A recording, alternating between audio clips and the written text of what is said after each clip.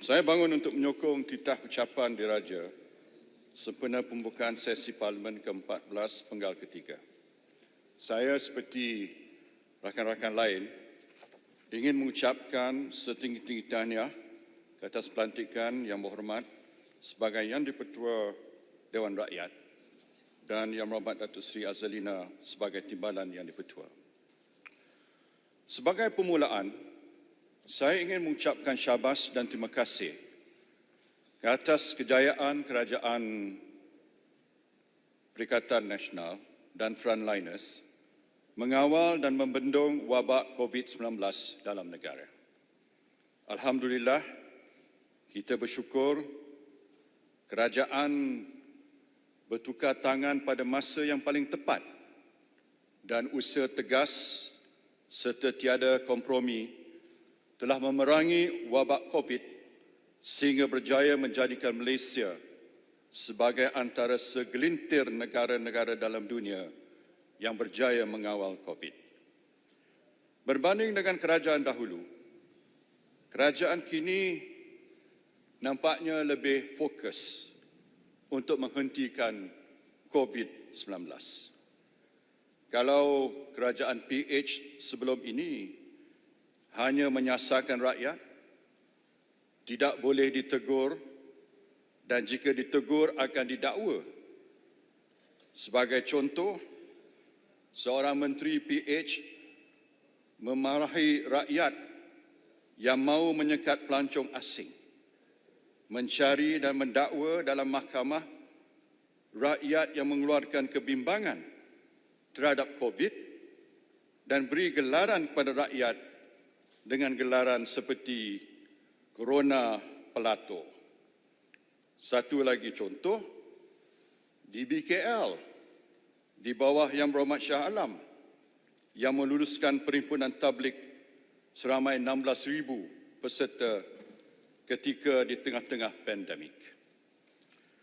Walau bagaimanapun, saya menyuruh kerajaan untuk lebih berjaga-jaga dan lebih tegas dalam usaha mengawal kes import sama ada dari warga kita yang pulang dari luar negara atau pelawat-pelawat asing, kerana ini antara punca utama kenapa beberapa negara lain terpaksa melaksanakan semula perintah berkurung selepas mereka pada mulanya percaya mereka telah berjaya mengawal COVID.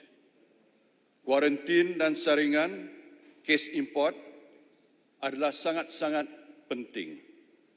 Sesiapa yang melanggar kuarantin mesti dikenakan hukuman penjara mandatory dan bukan dengan didenda atau dikompaun sahaja. Seperti satu kes yang berlaku di Sarawak baru-baru ini. Kita perlu ingat bahawa krisis COVID seluruh dunia masih dalam tren meningkat, dengan jumlah kes baru setiap hari pada minggu ini sudah melebihi 200,000 orang setiap hari, iaitu 10 kali ganda berbanding jumlah kes baru 20,000 seluruh dunia semasa kita memulakan Perintah Kawalan Pergerakan Fasa Pertama pada 18 Mac lalu. Sebab itu, sebagai negara yang ekonomi terbuka, yang banyak bergantung kepada perdagangan antarabangsa, pengeluaran komoditi dan pelancongan, ianya tidak cukup sekadar Malaysia menang sahaja, tetapi negara-negara lain dalam dunia masih bergelut dengan ancaman COVID. Justru saya percaya bahawa krisis ekonomi COVID akan bertambah lebih teruk sebelum ianya memulih. Dengan izin Tuan Ibu Ketua dalam bahasa Inggeris, make no mistake, the worst is yet to come and we are not out of the woods yet. Jangan tersilap atau mengambil ringan. Ini adalah krisis ekonomi paling parah pernah negara dan dunia hadapi sejak 100 tahun lepas, iaitu sejak 1920-an yang dikenali sebagai The Great Depression. Sebagai contoh, ekonomi negara Singapura menjunam 41.2% pada suku kedua tahun 2020 berbanding suku sebelumnya, yang juga turut menurun 10.6%, manakala lebih 30 juta orang di Amerika Syarikat sudah kehilangan kerja. Perlu disedari bahawa ada lebih mudah sesebuah perniagaan ditutup atau dimufliskan berbanding untuk membuka perniagaan yang baru atau mencari pelabur. Sebab itu kita perlu memberi tumpuan paling utama kepada usaha untuk menentukan perniagaan-perniagaan dan pekerjaan yang sedia ada yang kini dalam keadaan cemas, supaya dalam apa juga keadaan, macam mana pun, jangan sampai gulung tikar. Pelbagai pertolongan dalam beberapa pakej prihatin sudah pun diumumkan kerajaan PN hari ini, tetapi bantuan kerajaan tidak boleh terhenti dan sentiasa perlu diubah sesuai mengikut keadaan. Negara-negara lain turut melaksanakan pakej-pakej bantuan baru dari masa ke semasa kerana krisis COVID sangat serius. Tuan Yang Pertua, kita tidak boleh main-main. Kerajaan PN jangan mengambil ringan krisis COVID. Seperti Menteri Kewangan PH yang umum, kononnya Malaysia bebas risiko kemelesetan ekonomi pada bulan Februari 2020, dan pada ketika itu semasa wabak COVID mula mengancam.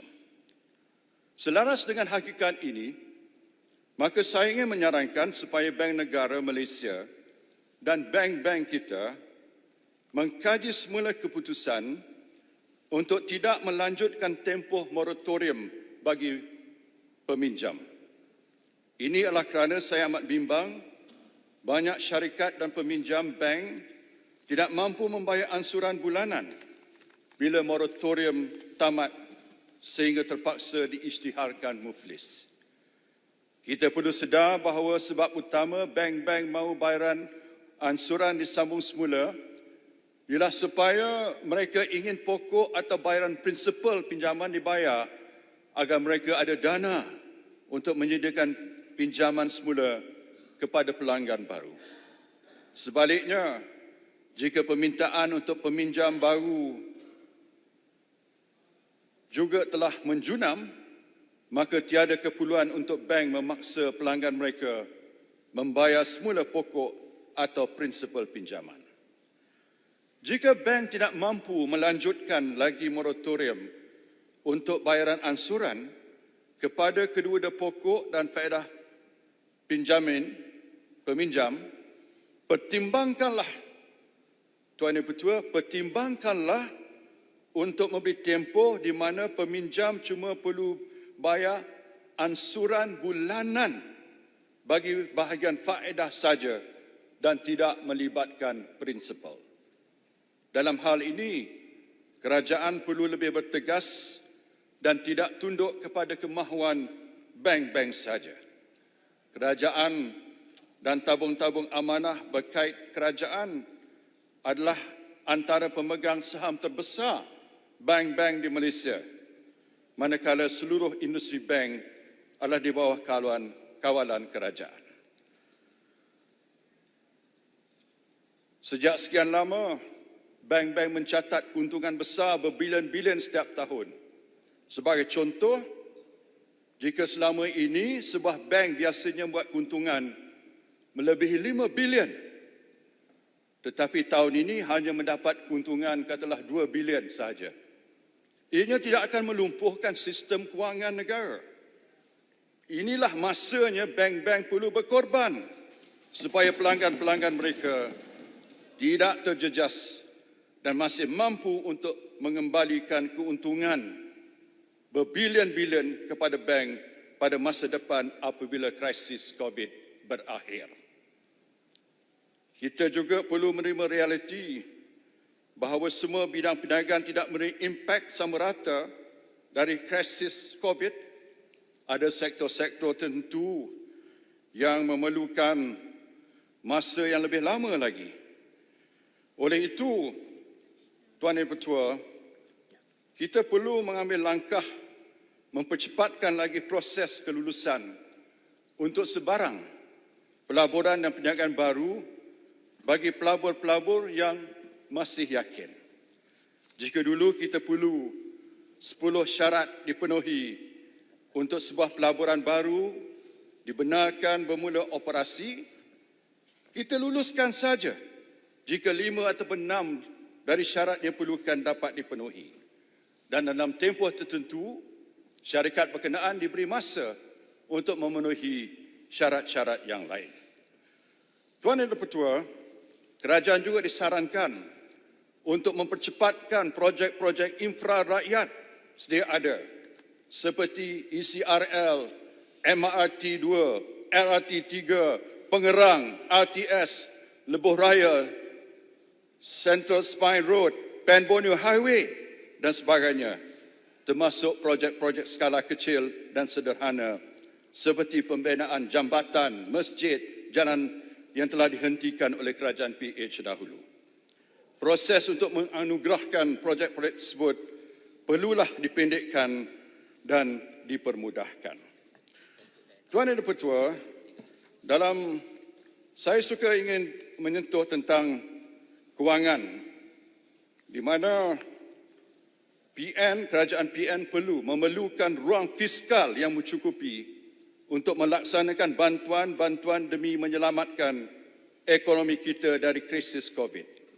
Akta Pinjaman Tempatan 1959 dan Akta Perbadanan Kerajaan 1983 tidak membenarkan kerajaan untuk meminjam lagi apabila hutang negara melebihi had statutory nisbah hutang kepada KDNK pada 55%. Hutang negara telah naik dari 686.8 bilion pada akhir 2017 semasa BN memerintah ke RM823.8 bilion pada akhir suku pertama 2020, manakala jaminan hutang kerajaan juga naik dari 238 bilion ke 280.4 bilion dalam tempoh yang sama. Ini tidak termasuk lambakan aset-aset yang dijual dan dana Petronas yang dijarah.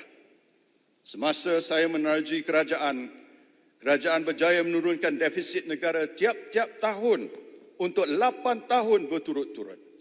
Selain melaksanakan cukai GST, kita juga telah berjaya menurunkan kebergantungan negara kepada hasil minyak dari 44% ke 12.2% pada akhir 2017. Tetapi bila kerajaan PH ambil alih, defisit negara telah meningkat pada tiap-tiap tahun dan kebergantungan negara kepada hasil minyak juga meningkat kepada 33%. Akibatnya, nisbah hutang kepada KDNK yang telah diturunkan oleh kerajaan BN dahulu ke 48.7% pada suku pertama 2018 sebelum PRU14 telah U-turn dan naik sehingga 54.4% pada akhir suku pertama 2020.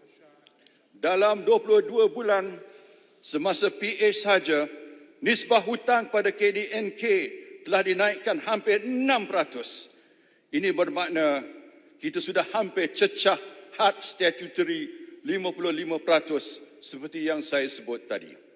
Kerajaan PN cuma ada ruang sebanyak 0.6% dari KDNK untuk menghadapi cabaran paling besar COVID ini.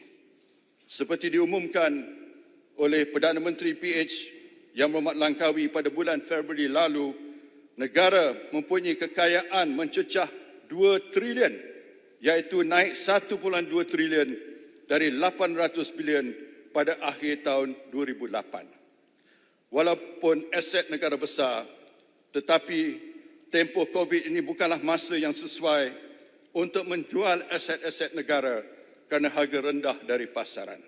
Sebab itu, Tuan Yang Bertuah, saya ingin sarankan kerajaan untuk mengemukakan usul serta-merta untuk naikkan had statutory hutang 55% kepada paras yang lebih tinggi lagi. Kerajaan PN perlu ada ruangan fiskal atau dengan izin fiscal space yang lebih besar untuk melawan impak ekonomi COVID tanpa terpaksa menjual aset negara pada masa nilai-nilai aset rendah. Tuan Yang Dipertua, saya berasa amat sedih dengan laporan Jabatan Perangkaan Malaysia minggu lalu yang berkata bahawa nisbah Gini negara telah meningkat buat kali pertama sejak tahun 2004. Pekali Gini ini ataupun Gini coefficient adalah kaedah paling popular mengukur ketidaksamarataan pendapatan, yang mana nilai pekali Gini berada di antara 0 dan 1. Semakin kecil nilainya, semakin saksama agihan pendapatan. Ini bermakna jurang pendapatan golongan miskin dan kaya di negara ini melebar pada tahun 2019 buat kali pertama sejak tahun 2014. Sehingga kini, tak ada seorang pemimpin PH berani mengulas tentang kadar kenaikan pendapatan isi rumah penengah golongan B40 cuma naik 1.8% setahun bagi tahun 2017, 2018 dan 2019, iaitu jauh di bawah kadar kenaikan tahunan 6.6% bagi tahun 2015-2016 sewaktu BN berkuasa. Tahun 2013 dan 2014 jauh lebih tinggi kadar kenaikan pendapatan golongan B40 adalah pada paras 19.1% kerana semasa itu BRIM telah mula dilaksanakan. Adakah kumpulan PH Plus fikir kadar kenaikan pendapatan tahunan 1.8% ada cukup bagi golongan B40 untuk menghadapi kos sara hidup yang semakin naik? Ini membuktikan bahawa dasar-dasar sewaktu kerajaan PH tidak membantu golongan B40 dan M40. Sebaliknya lebih memperkayakan golongan T20. Kadar 1.8% untuk tahun 2017 hingga 2019 ini pun tidak beri gambaran sebenar apa yang berlaku di bawah PH, kerana pada tahun 2017 ekonomi adalah mantap. Jika angka semasa tahun 2017 dikeluarkan, saya pasti pendapatan golongan B40 bagi tahun 2018 dan 2019 adalah negatif. Data resmi Jabatan Perangkaan ini sebenarnya mengesahkan tahun 2018 dan 2019 di bawah PH adalah masa yang sangat sukar bagi golongan B40 dan ini adalah sebelum krisis COVID bermula. Tuan Yang Dipertua, benar-benar zaman ikat perut. Pada zaman COVID ini, golongan B40 dan M40 juga adalah golongan yang akan menerima impak negatif yang paling besar. Maka mereka sudah menderita 2 tahun semasa pemerintahan rejim gagal kerasi dan kerajaan PN tidak boleh membiarkan keadaan ini bertambah susah. Sebab itu saya harap kerajaan PN akan memberi keutamaan untuk memastikan kelangsungan golongan B40 dan M40 pada zaman krisis COVID ini. Tuan Yang Dipertua, dengan ini saya boleh saya mencelah sebelum Pekan duduk. Boleh. Ya. Tinggal 1 Apa minit. yang dicadang oleh Pekan supaya ceiling 55% itu kita naikkan daripada KDNK. Bererti dengan yang perkataan Pekan mencadangkan supaya kerajaan membuat satu bentuk tambahan lagi rangsangan supaya nanti wujud apa yang dipanggil sebagai V-curve. Sekarang ini ekonomi kita menurun begitu mendadak. Dengan rangsangan yang cukup besar, maka ekonomi kita juga boleh meningkat dengan mendadak.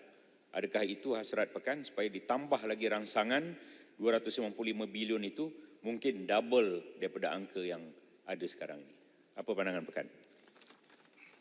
Pekan rumuskan sekali. Ya, saya bersetuju dengan pandangan Yang Berhormat Pontian kerana bila kita menghadapi krisis pasca COVID ini, kita mesti melakukan apa saja. Maknanya bantuan tidak boleh terhenti, Tuan dan Ketua. Mesti berterusan dan mesti bertambah lagi sehingga ekonomi kita pulih dan kita dapat menjamin bahawa setiap perniagaan tidak akan muflis tapi dapat diteruskan. Terima kasih. Yang berhormat Pekan. Seterusnya saya ingin menjemput Yang Berhormat Papa, 20 minit.